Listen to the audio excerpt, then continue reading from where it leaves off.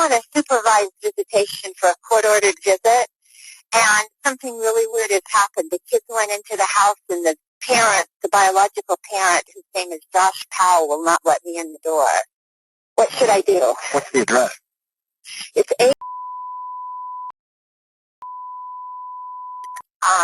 I don't know what the address is. Okay. That's pretty important for me to know. Sorry, I can't. Just a minute. Let me get in my car and see if I can find it. Nothing like this has ever happened before at these visitations, so I'm really shocked. And I could hear one of the kids crying, but he still wouldn't let me in. Okay, it is but I think I need help right away. He's on a very short lease with CSHS, and CPS has been involved. And this is the craziest thing. He looked right at me and closed the door. Are you there? Yes, ma'am. I'm just waiting to know where you are. Okay. It's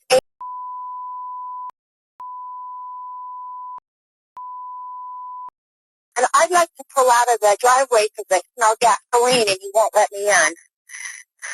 You want to pull out of the driveway because you smell gasoline, but he won't let you... He won't let me in. He won't let you out of the driveway? He won't let me in the house. Whose house is it? He's got the kids in the house and he won't let me in. It's a supervised visit. I understand. Whose house is it? Josh Powell. Okay, so you don't live there, right? No, I don't. No, I'm contracted to the state to provide supervised visitation. I see.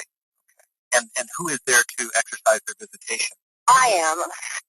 And the visit is with Josh Powell. And who supervises? And he is the husband that I supervise. So you supervise and you're doing the visit? Yeah, you're supervising yourself? I don't know where to begin. One, like the social worker should know what address she's at. Like you're doing a visitation, you're bringing the kids to this house, so you should have the address ready to call the police. And two, once he gets the address, I don't. It's pretty obvious that she's, the supervisor, or she's the one that's authorizing the social work and allowing the visitation between him and the kids. So I don't know if he just didn't hear it the first time around, but I don't think that it's really relevant to what she's calling about. I think the focus needs to be more on the gasoline and what does she mean she smells gasoline, and maybe we'll get to it, but how did the kids get into the house without her being there with them, kind of thing. So I'm just kind of wondering why there's this banter going back and forth about who's supervising whom. Supervise myself. I'm the supervisor here. Wait a minute. If it's a supervised visit, you can't supervise yourself. If you're the visitor. I do supervise myself. I'm the supervisor for the supervised visit. Okay, well, aren't you the one making the visit? Or is there another parent that you're supervising? No, I'm the one that supervises. I pick up the kids as their grandparent. Yes. And then who visits with the children? Josh Powell. Okay, so you're supposed to be there to supervise Josh Powell's visit with the children. Yes, that's correct. And And he's the husband of missing Susan Powell.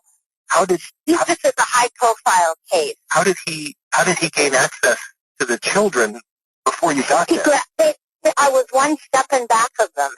Okay, so they went into the house and then he locked you out. Yeah, he shut the door right in my face.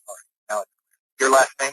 My name is Elizabeth Griffin Hall. Yeah, I mean, we do need to know the gist of what's going on. So, okay, we have the address. Now we have, she's the social worker doing the supervised visits.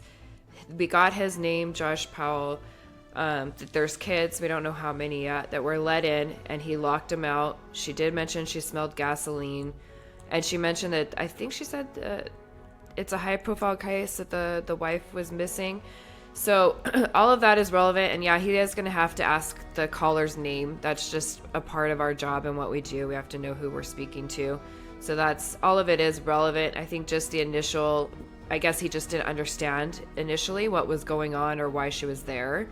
So hopefully the call starts taking off a little bit more about the kids since we got the social worker aspect down and why she's there. The kids have been in there approximately 10 minutes.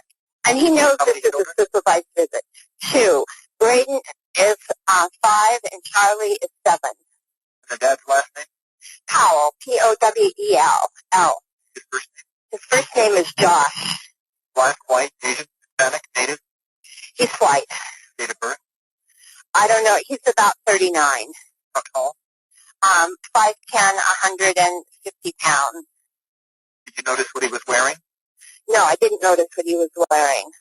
Is he alone then, or is anybody? I don't know. I couldn't get in the house. Are you in a vehicle now or on foot?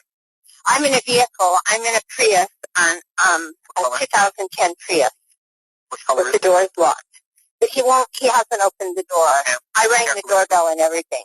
What color I is begged him to let me in. Elizabeth, please listen to my questions. What color is the Toyota Prius? Gray, dark gray. And the license number? I don't know. I can look. All right, we'll have somebody look for you there. Okay, how long will it be? I don't know, ma'am. They have to respond to emergency, life-threatening situations first. The first available deputy. Well, this could be life-threatening. He went to court on Wednesday, and he didn't get his kids back. And this is really, I'm afraid for their lives. Okay, has he threatened the lives of the children previously? I have no idea. All right, we'll have the first available deputy contact you. Thank you. Bye. I mean, hindsight's always 20/20, but I would have asked a little bit more about the gasoline. Like, what does she mean that she smells it? Like, was it coming from the house or the driveway? She wasn't too specific, but I'm sure she means inside the house. And then just for people who are going to be watching this, he's asking for the man's description. And some people, including some callers, be like, well, it doesn't matter what he's wearing or what he looks like. He's inside the house. But we've also always had people, not always, I shouldn't say, but we've had people that jump out windows, go out through back doors, and start running. So that's why we ask, because you just never know. Also, she doesn't know who else might be in the house with this guy. So if another person comes up that doesn't fit the description, we know it's not the dad. And then asking for her vehicle. That way the officers know who the caller is and know that that car is expected to be there, and that's the person that they need to talk to. So it's not just questions just to ask questions. There's a reason behind it. Oh, Hi, ma'am. Were you calling about the fire in the 8200 block of yes, 188th it's Street, for Party? the house. Ma'am, Yes, do you know the it's for the house. okay? Do you know the exact address of the house, or are you? Yes, it's Okay, stand line. Do you know if anyone's in the house? yes, there was a man and 2 children. I just dropped off the children, and he wouldn't let me in the door. Okay, stand line for the fire department. Okay, I'm going to get them on the line. Do not hang up. Hold on. And people are saying there's not somebody here, but I was just there, and there is somebody here. There's 2 little boys in the house, and they're 5 and 7, and there's an adult man. He has supervised visitation, and he blew up the house and the kids. Kids and the husband and the father were in the house? Yeah, yes, he slammed the door in my face. So I kept knocking. I thought it was a mistake. I kept knocking, and then I called 911. You saw him go back into the house in the flame, right before the flame? He didn't ever leave the house. He just opened the door. The kids were 1 step ahead of me. They're 5 and 7. They were 1 step ahead of me, and he slammed the door in my face. And you think he might have done this intentionally? Yeah. Thank you very much, fire. Ma'am, what is your name, please? I'm a Yeah, so I don't know what agency. I don't know if they mentioned it before, if I missed it.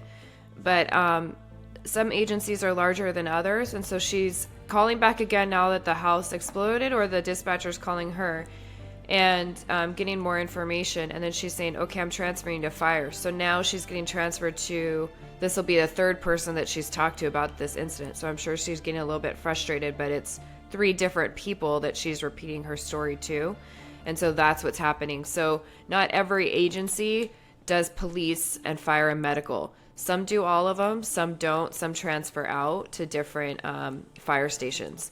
So sometimes you have to repeat the information, and it is frustrating. I'm well aware for the victim, but it's just so that we get all of our facts straight, and that's why some things are kind of repetitive when you talk to a new person. Okay, hold on. Elizabeth, hold on just a moment. Ma'am? Okay, so your last name is Griffin what? Griffin Hall, Griffin Hall, Hall. Okay. And your phone number is 3 personal cell number, is that correct? Yeah, that's Okay. correct. Where are you at right now? I'm court. Okay, so you're waiting down the street at...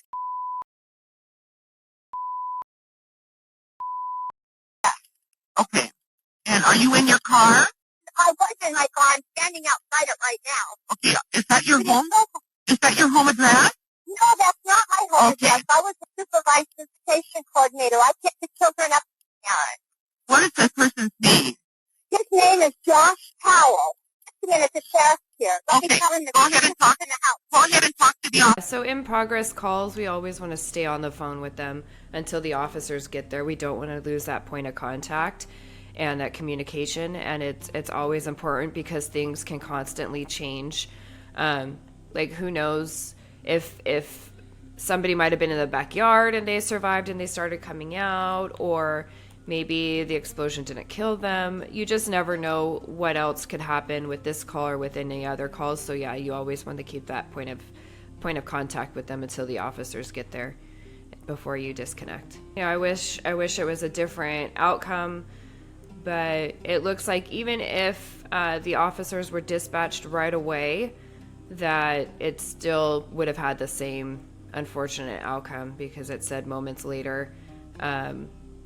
But for something like that, I mean, it would definitely be a high priority call, and depending on what else is going on in that city, I'm sure they were sent out rather quickly. I don't know if it mentioned it on this call or not, but yeah, it's unfortunate that domestic calls are usually one of the worst types of calls, and it's really unfortunate, even more so when it involves kids, because they are so helpless and they depend on their parents to protect them and not harm them. So my agency is a police department, so we only cover our own city, but obviously we have other cities that surround us that are covered by sheriffs or other police departments, and we contract out with our county fire department.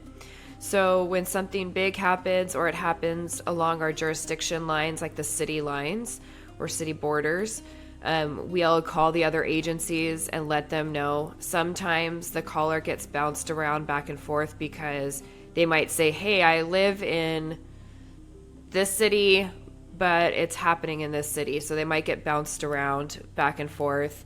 And then, yeah, we'll have to call, we'll have to call paramedics if there's some type of injury. If the suspect's still there, they might have to stage out, which means they wait a few blocks away before it's okay for them to go in and check on the victims. If it's an in-progress call, they're not just going to roll up in front of the address and go in and help the victim. I guess a really easy way to explain, like, using other agencies too would be like if we have a pursuit. So a vehicle pursuit, or even running, that goes from one city to the next city to the next city, or on the freeway and then off the freeway. We constantly have to update the outside agencies, what's going on, where they're at, the description of the car, the suspect, those kind of things. And if they crash, or if they crash into somebody else, then we also notify the fire department where to help out that victim. And so there's a lot of moving parts behind the scenes that not everybody sees.